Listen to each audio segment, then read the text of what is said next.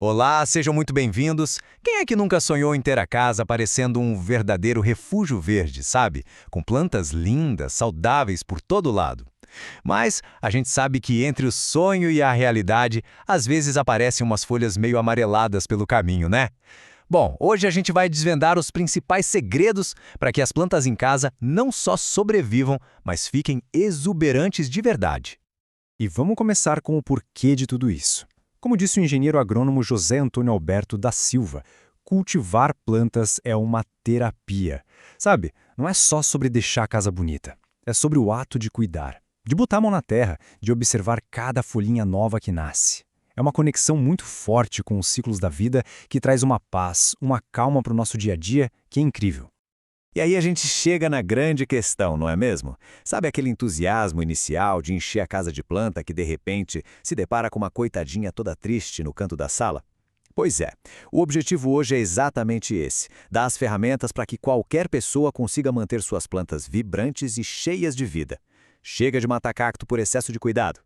Para desvendar esse mistério, nosso roteiro está bem completo. A gente começa falando dessa conexão com as plantas e depois mergulha de cabeça nos 4 pilares essenciais: luz, água, substrato e a manutenção do dia a dia. E para fechar com chave de ouro, a gente vai aprender a agir como verdadeiros detetives de plantas, identificando qualquer sinal de alerta.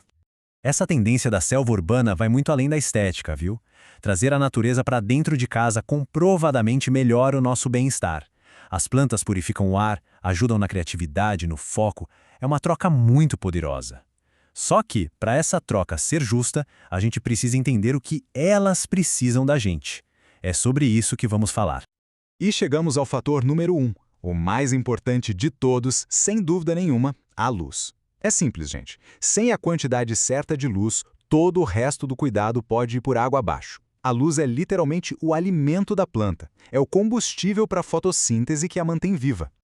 Essa analogia aqui é simplesmente perfeita. Cuidar de uma planta é isso mesmo. É como tentar sintonizar num rádio antigo. Não adianta nada colocar todas elas na mesma estação. Cada uma tem a sua própria frequência, de luz, de água, de nutrientes. O nosso trabalho é encontrar a sintonia perfeita para cada uma delas. Basicamente, a gente pode dividir as plantas em 3 grandes times. O primeiro é o time do sol na moleira. Cactos, suculentas, elas amam, precisam de pelo menos umas 4 horas de sol direto. Depois vem o time da luz indireta, como a costela de Adão.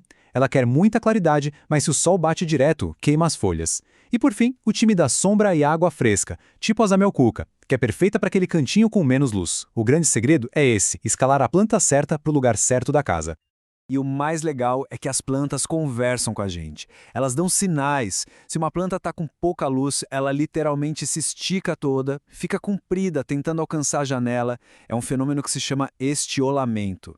Agora, se o sol está demais, as folhas começam a ficar amareladas, com manchas de queimado. É um diálogo, sabe? A gente só precisa aprender a observar.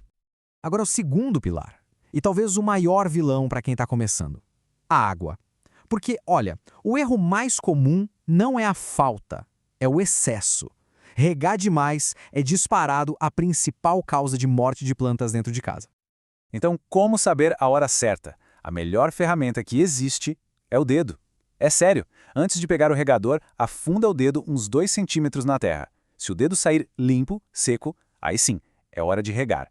Mas se sair úmido, com terra grudada, pode esperar. A planta ainda tem água suficiente. Simples assim e é infalível. Mas olha só, não adianta nada saber quando regar se a água que a gente coloca não tem para onde ir. E aqui entra a palavra-chave: drenagem. Se a água fica parada, empoçada no fundo do vaso, as raízes apodrecem. E aí, gente, geralmente é um caminho sem volta.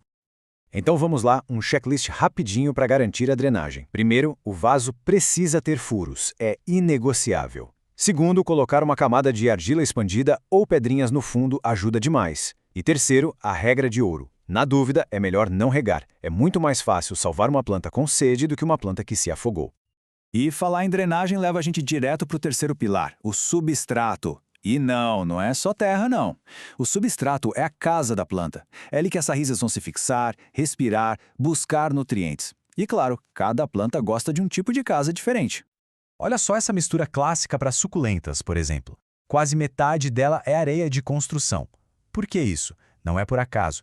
A areia garante que esse substrato seja super leve, bem soltinho, imitando o ambiente de deserto de onde elas vêm. Isso evita que as raízes apodreçam. E esse aqui é um exemplo perfeito de como as necessidades podem ser totalmente diferentes. De um lado, as suculentas, que amam um solo arenoso. Do outro, as orquídeas, que na natureza nem na terra vivem. Elas se agarram em árvores e precisam de um substrato que sirva só de apoio e deixe as raízes respirarem, como casca de pinos ou fibra de coco. Muito bem. A planta já tem a luz certa, a água na medida e a casa ideal. Agora a gente entra na manutenção, que é o cuidado contínuo do dia a dia. É tipo um relacionamento, sabe? Precisa de atenção, de alimento e de vez em quando de um bom corte de cabelo. Falando em adubação, 3 pontos de atenção. Primeiro, a frequência. A cada 2 ou 3 meses costuma ser mais que suficiente. Segundo, moderação. Adubo demais queima as raízes, então menos é mais. E terceiro, o tipo certo. Suculentas, por exemplo, adoram cálcio, que pode vir da casca de ovo moída. Já as plantas que dão frutos precisam de uma fórmula mais completa, tipo NPK. E agora, a poda. Muita gente tem medo de podar, mas é um ato de carinho e de saúde para a planta. A poda de limpeza remove o que não serve mais e direciona toda a energia da planta para o que importa, crescer e florescer. Então, o que a gente corta? É bem simples. Tudo que estiver seco, amarelado, doente ou crescendo para dentro, atrapalhando a passagem de ar e de luz. E como fazer? Sempre com ferramentas limpas e bem afiadas, fazendo um corte na diagonal a uns 45 graus. Isso ajuda a planta a cicatrizar muito mais rápido. E chegamos na última parte da nossa jornada, a prevenção. Porque o melhor cuidado é aquele que evita que o problema apareça. É hora de colocar o chapéu de detetive e aprender a ler as pistas que as nossas plantas dão. E a regra de ouro da jardinagem é exatamente esta. Prevenir é muito, mas muito mais fácil do que remediar. Alguns cuidados simples no dia a dia evitam a maioria das dores de cabeça com pragas e doenças. E como isso funciona na prática? Primeiro, observar. Criar o hábito de olhar as plantas de perto, de virar as folhas, muitas pragas adoram se esconder ali. Segundo, higiene. Limpar a tesoura de poda depois de usar é fundamental para não passar doença de uma planta para outra. Terceiro, limpeza. Tirar as folhas secas que caem no vaso é essencial porque elas podem virar um prato cheio para fungos. E quarto, ambiente. Um lugar arejado já evita um monte de doenças.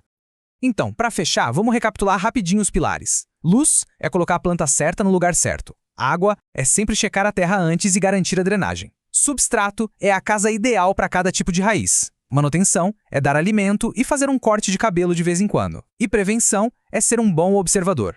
Dominando esses 5 pontos, o sucesso é praticamente garantido.